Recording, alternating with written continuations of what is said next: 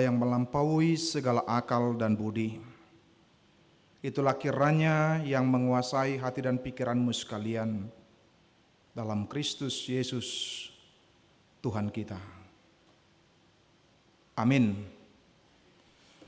Bapak Ibu jemaat yang terkasih dalam Tuhan Yesus Kristus, firman Tuhan yang menyapa kita pada minggu ini terambil dari Habakuk pasal 3 ayat 10 sampai dengan ayat 19 dengan topik Marlas Niroha di bagasan Jahubah, bergembira di dalam Tuhan. Haleluya, semua perjulu kami menyapa dongata narosen dramayu kotate. Nah, selamat datang akamang. Mari kita sama-sama berjuang di dalam doa dan berjuang untuk boleh mewujudkan apa yang menjadi impian, harapan dan doa kita. Boleh beri kamu nakin tiki makate gitu ada ngarung namur hingkan las dorohani aka apalagi ngade tong hita sebagai natu tua akamang dotinang tentunya sebagai natu tua dari pagaran kita. Firman Tuhan dari Habakuk pasal 3 ayat 10 sampai dengan 19, demikian bunyi firman Tuhan buat kita.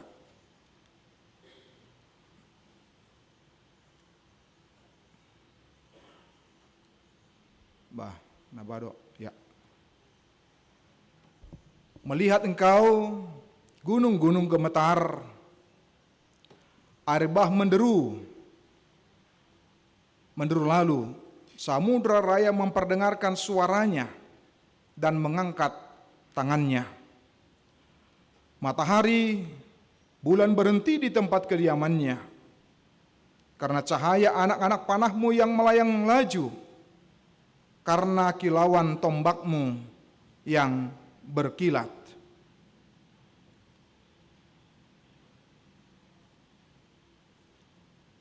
Memang saurmatu rohatau nate. Dalam kegeraman engkau melangkah melintasi bumi, dalam murka engkau menggasak bangsa-bangsa. Engkau berjalan maju untuk menyelamatkan umatmu, untuk menyelamatkan orang yang kau urapi. Engkau meremukkan bagian atas rumah orang-orang fasik, dan kau buka dasarnya sampai batu yang penghabisan.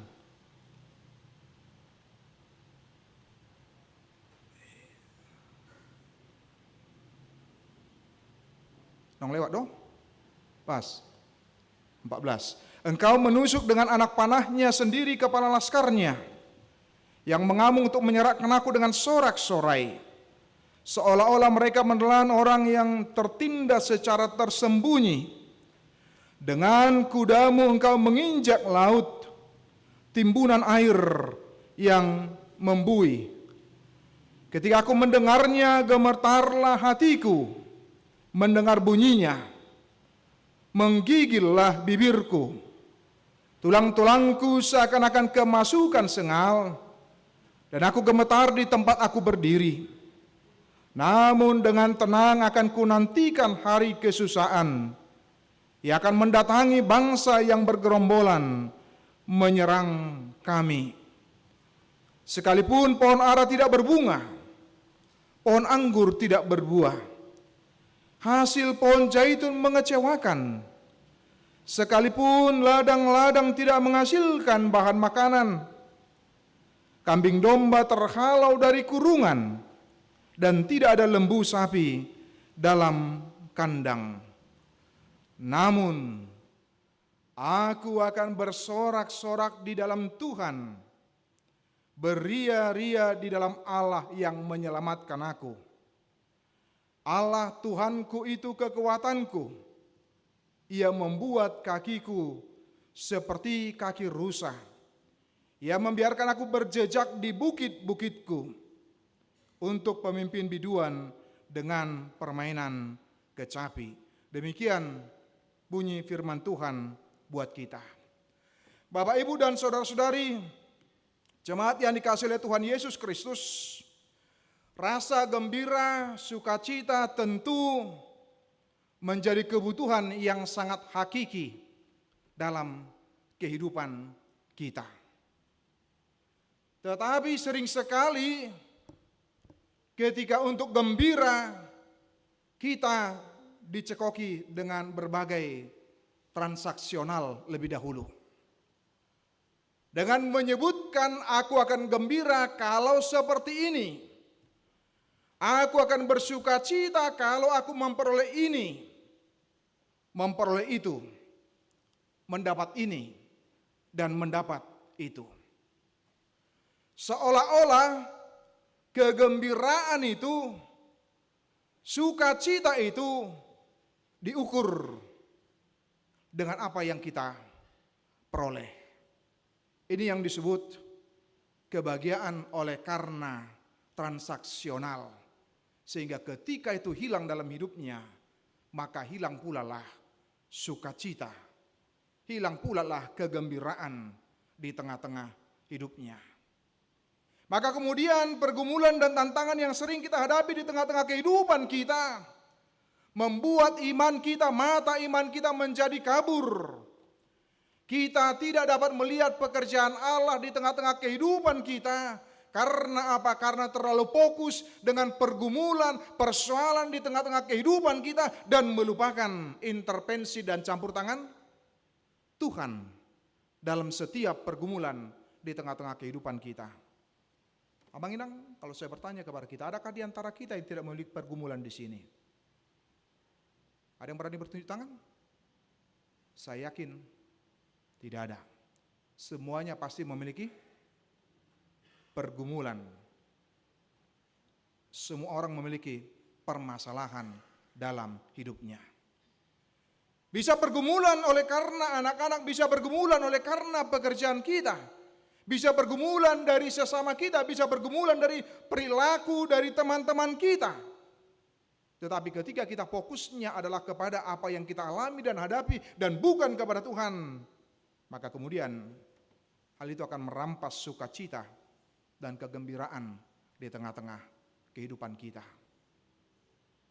Karena itu tergantung kepada fokus kita kepada siapa, fokus kita kemana. Ketika fokus kita kepada Tuhan, maka kemudian tidak akan kehilangan kebahagiaan yang sejati, yang sesungguhnya. Nah, itu yang dialami oleh pergumulan yang begitu hebat dan luar biasa oleh Nabi Habakuk pada waktu itu. Dan juga bangsa itu. Ketika dalam kondisi bangsa Yehuda bukan dalam kondisi yang baik-baik saja Bapak Ibu dan saudara-saudara. Tetapi sangat terpuruk kondisi dan situasi mereka pada waktu itu. Di mana pada waktu itu kejahatan semakin merajalela. Semakin hebat dan luar biasa. Ketidakadilan terjadi di mana-mana. Pemimpin yang seharusnya menjadi pengayom, pelindung terhadap rakyatnya juga terhadap orang-orang yang kecil, tapi malah sebaliknya. Kemudian orang-orang yang benar tertindas, diperlakukan sewenang-wenang sesuka hati, ditambah lagi intimidasi, ancaman dari bangsa lain dalam kehidupan mereka. Kemudian tambah lagi kehancuran ekonomi seperti yang disebutkan tadi di ayat 7, digambarkan ayat 17, ketika tidak seperti yang mereka harapkan dengan pohon ara tidak berbunga, pohon anggur tidak berbuah dan sebagainya.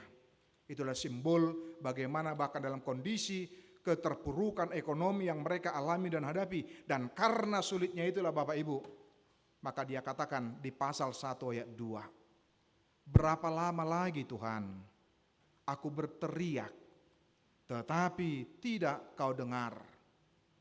Aku berseru kepadamu tetapi tidak kau tolong. Ditambah di ayat 3 pasal 1 ayat 3 dia melihat aniaya, kekerasan, perbantahan bahkan pertikaian disaksikan secara langsung dengan mata kepala daripada Habakuk sendiri. Sehingga kemudian di tengah-tengah kondisi yang seperti ini bisa menimbulkan rasa apatis. Kemudian bertanya, di manakah Tuhan?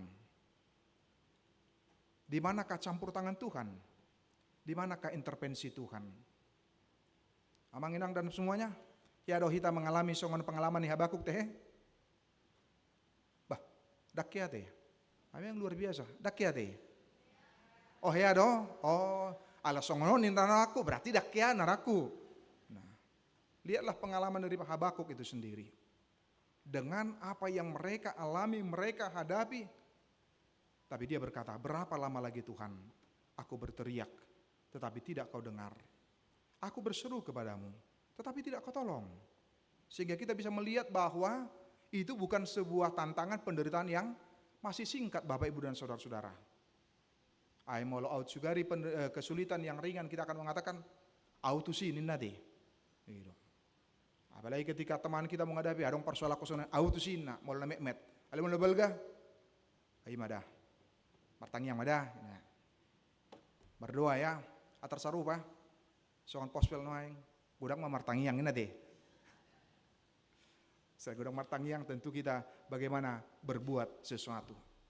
Nah, itu yang bisa kita lihat, pengalaman yang berharga dari Nabi Habakuk di tengah-tengah kehidupannya, Bapak, Ibu, dan saudara-saudara. Tetapi kita lihat bagaimana dalam pengalaman Habakuk yang sangat berharga dan sangat mahal itu. Habakuk tidak larut hanya tertuju kepada pergumulan, tantangan, persoalan yang dia hadapi dan alami, tetapi dia mencoba untuk move on, kata orang-orang muda pada saat ini, Bapak, Ibu. Dia mencoba untuk bangkit. Dia mencoba untuk bergerak. Dia mencoba untuk bagaimana kira-kira dia melihat pekerjaan Allah dalam hidupnya, dalam hidup bangsa itu, walaupun dalam kondisi yang terpuruk, walaupun dalam kondisi yang sulit. Dan dia, Bapak, Ibu, dan saudara-saudara, belajar dari banyak hal. Termasuk di dalamnya dia mengatakan bagaimana Allah menggetarkan alam. Bagaimana gunung-gunung gemetar, air bah meluap, bahkan matahari dan bulan bisa dihentikan oleh Allah. Dia belajar dari situ, Bapak, Ibu, dan saudara-saudara, dan dia belajar apa yang dia lihat, dia saksikan, yang disebut dengan teofani, di mana Tuhan bekerja atas alam semesta. Dia belajar dari situ dan merenungkan pekerjaan Allah, bahwa ternyata Allah tidak pernah diam. Allah tidak pernah vakum. Allah tidak pernah berhenti. Allah tidak pernah pasif. Itu yang dia saksikan. Bukan harus pergumulannya diangkat lebih dahulu, persoalannya selesai lebih dahulu, maka kemudian akan mengatakan terpujilah Tuhan, tetapi dia bisa belajar melihat dari sekitarnya, melihat apa yang terjadi di alam semesta dan sebagainya. Kemudian dia mengatakan semuanya itu dikerjakan oleh Tuhan. Maka sesungguhnya Allah dengan mudah untuk boleh menaklukkan bangsa-bangsa yang mencoba untuk menteror mereka, mengintimidasi mereka, dan mencoba untuk berupaya menghancurkan mereka, dan berbagai krisis yang mereka alami dan hadapi, krisis ekonomi, krisis politik pada waktu itu. Tapi kemudian bagaimana dia melihat itu? Bapak, Ibu, saudara-saudara, jemaat terkasih Tuhan Yesus Kristus, Habakuk menyatakan ini bukan ketika semuanya sudah selesai dan tuntas, tetapi tetap masih dalam pergumulan, Bapak, Ibu, dan saudara-saudara. Terlebih nanti kita akan lihat ayat 18 dan 19. Bukan ketika semuanya sudah beres, maka dia mengatakan bahwa Allah adalah kekuatanku. Tetapi juga ketika dalam kondisi krisis dan dalam kondisi sulit yang dialami dan dihadapi. Karena itu kegembiraan yang sejati oleh karena pengenalan dan pengakuan kita akan siapa Allah itu di tengah-tengah kehidupan kita. Sehingga kita melihat tidak lagi ketakutan, tidak lagi kekhawatiran yang mendominasi kehidupan kita, yang bisa merampas kebahagiaan kita, Bapak, Ibu, dan saudara-saudara. Bapak, Ibu, pertanyaannya, bisakah kita bahagia di tengah-tengah ketakutan? Saya pikir ada nama sama ketakutan teh. Kecemasan, kekhawatiran, maka akan sangat sulit untuk berbahagia. Seperti itu pengalaman bangsa itu dan umat itu. Nah, bagaimana akhirnya? Habakuk belajar dari situ. Ketika ketakutan, ketika kekhawatiran yang mendominasi, mengintimidasi imannya, pastilah akan sulit untuk berbahagia, akan sulit untuk bersuka cita dalam hidupnya.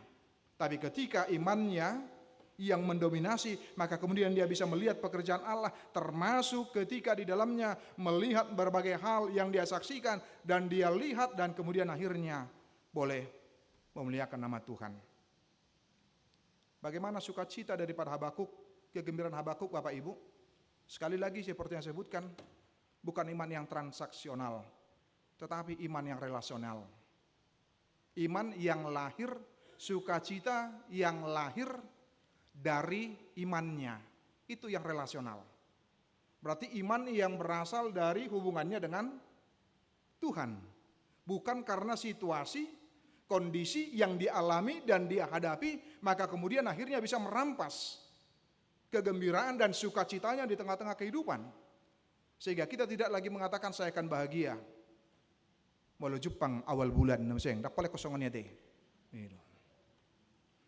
Saya akan bahagia kalau karir saya naik, kalau jabatan saya naik. Saya akan bahagia kalau anak-anak saya nang belga dungi Jepang mah rokap naik, saya akan bahagia kalau seperti ini, kalau pergumulan saya bisa selesai, kalau masalah saya bisa selesai. Apakah dari antara kita Bapak Ibu yang berani mengatakan persoalannya dalam hidupnya akan selesai? Aidang sidung do bisa ada nungaro, ngaro sudah naik. Dak pola tahu dang, soal maben undangan wal pesta pernikahan. Nah so sahid mah itu deh, asa muraton, dobe. Ai, ini apalagi perpudion, batuk nomor gajang-gajang ade. Ai, maaf mamang padita tidak bisa PhD karena apa? Batuknya kayaknya agak berkepanjangan nina. Oh hidup ate, ai dang tabuan non, gawi batuk di bigidongan kan? Nah kita bisa melihat bagaimana Amang dan Inang, bagaimana kehidupan kita sama seperti pengalaman Habakuk ternyata bukan iman yang transaksional, tetapi imannya adalah iman yang relasional, hubungan yang dekat dengan Allah, hubungan yang intim dengan Allah. Sehingga dia menyebutkan sekalipun pohon ara tidak berbunga, pohon anggur tidak berbuah, hasil pohon zaitun mengecewakan, sekalipun ladang-ladang tidak menghasilkan bahan makanan, namun aku akan bersorak-sorak di dalam Tuhan. Amin. Basongan nenget amin. Amin. Dia katakan Bapak Ibu, sekalipun kondisinya seperti ini, sekalipun hasil panennya tidak seperti ini, sekalipun tidak seperti yang dia harapkan, dia rindukan, tapi dia mengatakan, aku akan bersorak-sorak di dalam Tuhan. Maka dengan demikian, tidak ada satu situasi kondisi pun yang bisa merampas kegembiraan, sukacita di tengah-tengah hidupnya. Apakah mungkin? Daku tamang dotinang. Ayat 17 dan 18. Ya ada teh pengalaman tasongon. Ketika mungkin ini ke ekonomi kita sedang sulit. Ketika kondisi ekonomi sedang sulit. Dungi romus yang huria teh. Nasa pesta gutilo na mesin tondeh.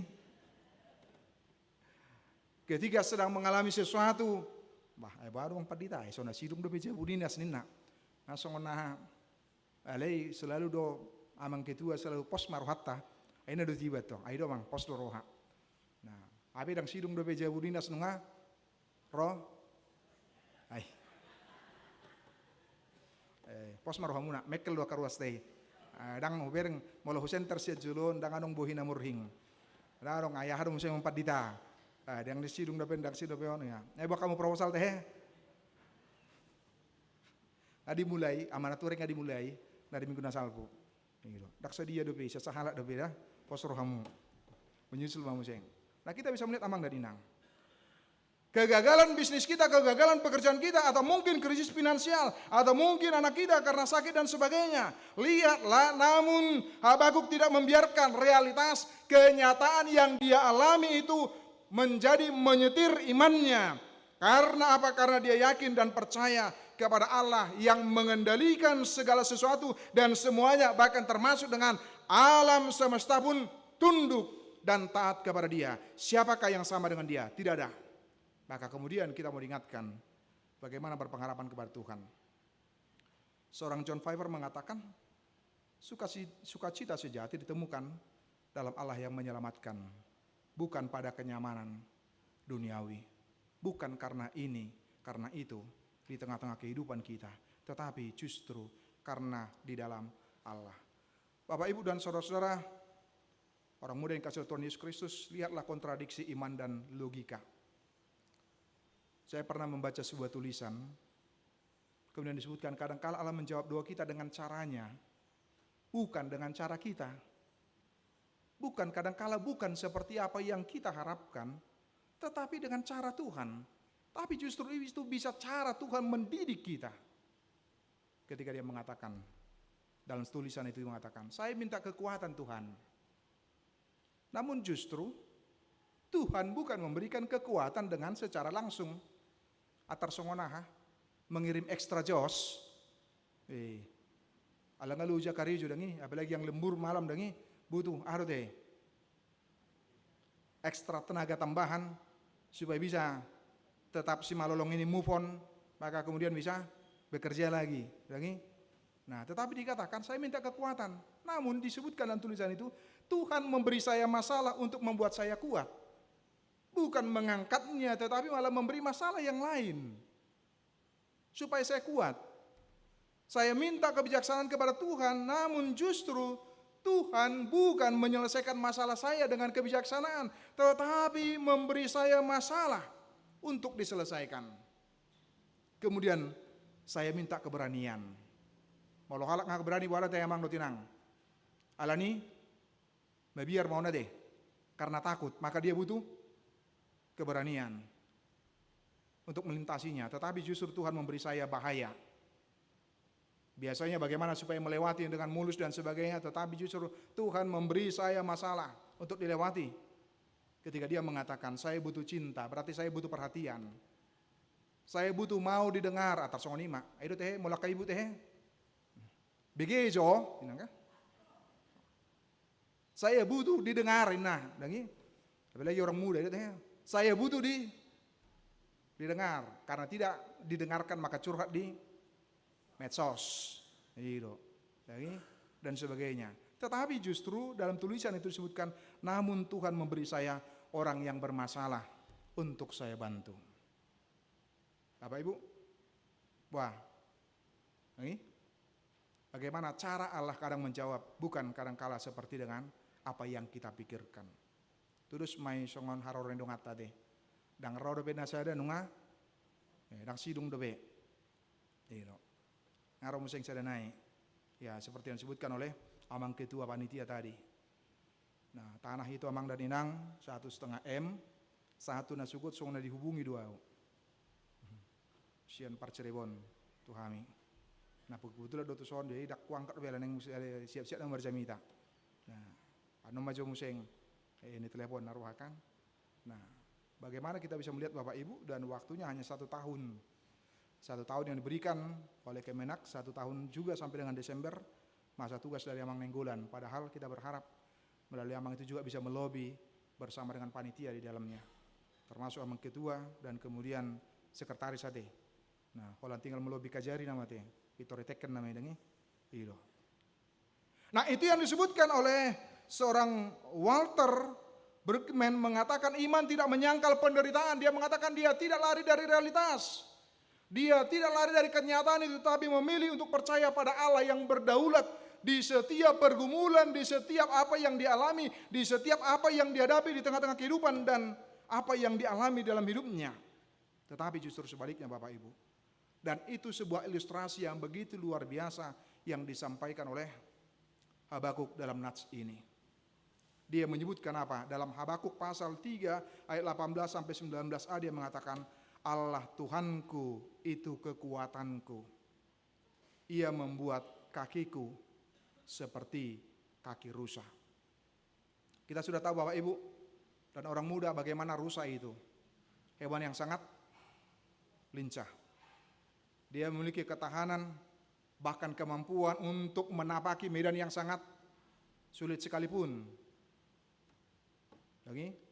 Bahkan itu menunjukkan bagaimana kadangkala Tuhan tidak langsung mengubah keadaan dan situasi kita dengan mengubahnya menjadi jalan rata, tetapi dia menyebutkan memberikan ibarat seperti kaki rusa yang lincah, kemudian yang bisa bertahan dan kemampuannya menapaki medan yang sulit, jalan yang sulit.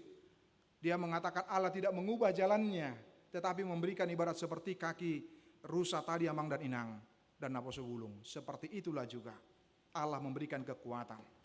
Di tengah tekanan pekerjaan, masalah keluarga dan sebagainya, atau tantangan kesehatan yang kita alami, Tuhan memberikan kekuatan seperti kaki rusa tadi untuk apa? Untuk boleh bertahan dan untuk maju terus, untuk berjalan terus dalam menapaki dan menjalani kehidupan kita. Sehingga bagaimana Allah menguatkan kita seperti kaki rusa yang mampu melewati setiap jalan terjal. Habakuk mengatakan bukan jalannya yang dimuluskan oleh Tuhan, tetapi justru kekuatan yang diberikan dengan seperti tadi, seperti dalam Allah menjawab dengan cara yang berbeda atas doa, kerinduan, dan apa yang menjadi harapan kita di tengah-tengah hidup kita, Bapak, Ibu, dan saudara-saudara. Maka kemudian kita diingat, bergembiralah di dalam Tuhan. Sukacita kita tidak ditentukan sekali lagi oleh keadaan, tetapi oleh hasil pilihan dari iman kita. Kegembiraan itu tidak ditentukan oleh apa yang kita alami dan hadapi, tetapi oleh hasil pilihan iman kita. Mampukah pilihan iman kita melihat pekerjaan Allah dalam hidup kita? Seperti pilihan Habakuk yang ada dalam nats ini, Bapak Ibu.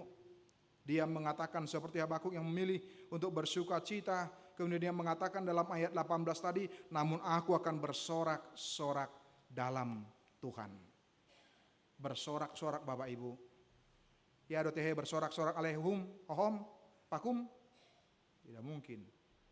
Ungkapan bersorak-sorak berarti ungkapan sukacita, ungkapan kegembiraan, ungkapan bagaimana dia memuji Tuhan karena apa yang dilakukan dan diperbuat oleh Tuhan di dalam hidupnya. Maka kemudian bergembira atau tidak, itu adalah merupakan hasil dari keputusan iman kita masing-masing. Mana yang akan kita pilih. Sehingga keputusan iman dengan bergembira, bersorak-sorai, bukan karena emosi yang datang tiba-tiba, bukan karena dikondisikan oleh apa yang kita alami dan hadapi. Jangan biarkan iman kita dikondisikan. Jangan kegembiraan kita, sukacita kita dikondisikan oleh karena apa yang kita alami dan hadapi. Biasanya Bapak Ibu, walaupun berat ketika kita bergembira, bersukacita dalam menghadapi menjadi pasti berbeda dengan ketika bersungut-sungut menghadapinya. Sama seperti epistel tadi Bapak Ibu dan khotbah pada epistel dalam minggu ini. Lihatlah Maria, dia mengatakan jiwaku memuliakan Tuhan.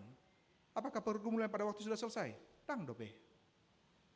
Dia sudah membayangkan bagaimana dalam kehidupannya dia akan dicaci, dia akan diejek, dia akan disebut, dicap yang buruk dan sebagainya. Padahal itu oleh karena pekerjaan daripada Allah yang membuat dia mengandung. Lihatlah kadangkala pekerjaan Allah dalam kehidupan kita, bisa saja kita menjadi diejek. Bisa saja mungkin disebut ini dan itu. Tapi lihatlah keputusan daripada iman seorang Maria juga dalam epistel dia mengatakan jiwaku memuliakan Tuhan, kembali kepada Dianya. Karena itu mari kita juga amang dan inang untuk boleh bersama-sama bersukacita, bergembira dalam Tuhan dan termasuk dalam melakukan sebuah pekerjaan Tuhan dalam hidupnya. Aing perjulu hamu amang dotina mengadupi ate. Molope dipangido sian anggita pospel Indramayu kota. Dapat julu hamu domadok pengalaman kami yang padita dimulai dengan seperti ini. Bukan di sini kian pengalaman kami bagaimana ada karena ibadah di pinggir jalan di trotoar. Ya do terpikir hokama mang do tinang dungi jongjong magereja aka berbe reformanda songonon situasi kondisinya secara logika pasti sangat sulit dan tidak. Tapi akhirnya bisa berdiri. Nah, alani tahu rupi manon kamang lo tinangate. Nah, kita dukung mungkin bulan 6 kita akan melakukan pesta pengadaan lahan untuk pospel kita. Hanya tinggal untuk waktunya nanti amang do tinang. Molorope pantiata manang nasorope ate tong mata tupahi. Terlalu dia manghobing ma isi do donga tuwi isi do pamuron son. Dot akan asing amat siturus pe calo pardita. Dot akong amat sinaga dot akan asing so amat segian. Nah, nama jatik tinakin pamurumunar tong. Ketua panitia ada karena Jabudinas. Itu. Nah boleh dipikir honi nangi di bagas tangyang na. Tinggal makatanya nama nondohot amata. Ketua amata dokteria teh. Sedia mah hira-hira asal arti. Ya puji Tuhan amang tinang, memang saya katakan kepada mereka, kita akan berjuang, tapi harus dimulai dari dalam dahulu. Boado hamu menjuji orang lain, HP hamu sendiri? Tidak. Pada waktu yang lalu sudah berkomitmen dan puji Tuhan untuk kalangan internal dari mereka, ikon hudok minimal 100 juta. HP Boy Donasida mencapai 110 juta. Khusus untuk mereka, dari mereka Amang dan Inang. Meski itu belum keseluruhan. Dan puji Tuhan sudah sampai dengan dalam setengah bulan nanti. Kira-kira ini sudah setengah bulan.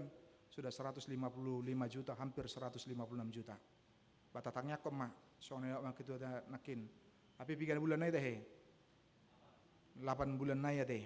Ya, di pagomos matangnya, di pagomos pambahenan nanti. Nah, amin. Ya, amin, kita berdoa. Kami bersyukur berterima kasih ya Tuhan untuk kebaikan yang boleh kami rasakan nikmati dalam perjalanan kehidupan kami. Terima kasih Tuhan, kami mau belajar dari hamba-Mu Habakuk di tengah-tengah tekanan intimidasi yang dialami, di tengah-tengah bobroknya moral bangsa itu ya Tuhan, tetapi dia mampu bergembira oleh karena melihat pekerjaan Allah di dalam hidupnya, di dalam dirinya. Dia melihat, belajar dari alam semesta. Dia melihat dari yang lain juga, sehingga memampukan dia bersorak-sorak dan bersukacita. Di tengah-tengah sulitnya yang dialami keterpurukan ekonomi, sosial, politik, tapi menjadikan Kau sebagai kekuatan, pertolongan kami. Terima kasih Tuhan untuk firman-Mu. Kami berdoa untuk jemaat-Mu yang boleh bersukacita melalui ulang tahun usia di dalam minggu ini. Berkatilah Tuhan dari setiap pribadi lepas pribadi. Demikian juga dengan yang berulang tahun pernikahan. Terima kasih Tuhan. Kalau keluarga masih boleh bersama, boleh hidup dalam cinta kasih yang dari Engkau, saling menopang, saling mendukung. Berkatilah ya Tuhan dari setiap keluarga tersebut, agar senantiasa sehati sepikir. Kami berdoa juga untuk jemaat-Mu yang bergumul dengan sakit penyakit. Tuhan, Engkaulah yang kami andalkan.